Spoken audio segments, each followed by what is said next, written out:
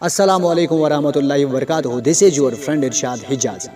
جیسا کہ آپ جانتے ہیں کہ اس وقت لداخ میں سرحد پہ ہندوستان اور چائنا کے بیچ میں تناؤ بڑھ رہا ہے.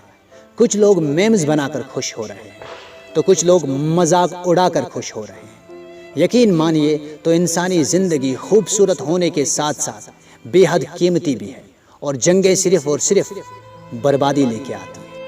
یہ ہم سے بہتر کون جان سکتا ہے جہاں ہر روز جنازے اٹھتے ہیں، جہاں ہر روز کفن میں لپٹے ہوئے نوجوان آتے ہیں. میں آپ کو یاد دلانا چاہتا ہوں کہ ہم اس چائنا کی بات کر رہے ہیں جس نے 1 ملین سے زیادہ مسلمانوں کو قید کر کے رکھا ہے، ان پہ طرح طرح کے ظلم ڈھائے ہیں، ان کو طرح طرح کے درد دیے ہیں.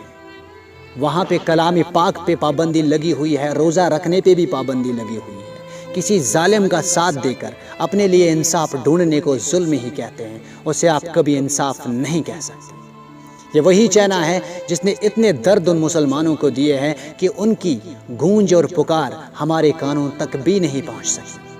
کوئی بھی ہیومن رائٹس آرگنائزیشن ان کے لیے کھڑی نہیں ہو سکی، کیونکہ ان کی آواز کو ان کے گھروں کے اندر ہی، ان ڈیٹینیشن سینٹرز کے اندر ہی دفنایا گیا.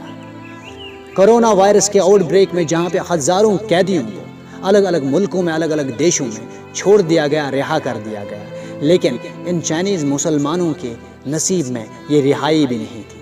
انہیں مرنے کے لیے چھوڑ دیا گیا ان کیمپس کے اندر. اور افسوس کا منظر ہے کہ کسی بھی دیش نے ان تمام مسلمانوں کے خلاف ہیومن رائٹس وائلیشن کے لیے آواز نہیں اٹھائی. اپنی زمین سے محبت کرنا کوئی غلط بات نہیں ہے، کیونکہ اللہ کا فرمان بھی یہی ہے، لیکن اس ملک کا ساتھ دینا جس نے اللہ کے فرمان پہ ہی پابندی لگائی ہے، یہ کس طرح کا انصاف ہے؟ یہ کس طرح کا اسلام ہے؟ یہ کس طرح کا ایمان ہے؟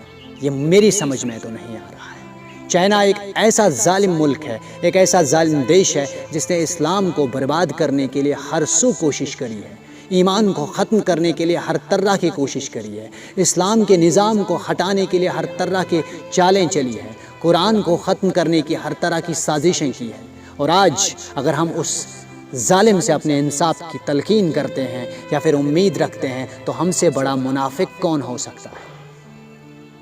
خدا حافظ.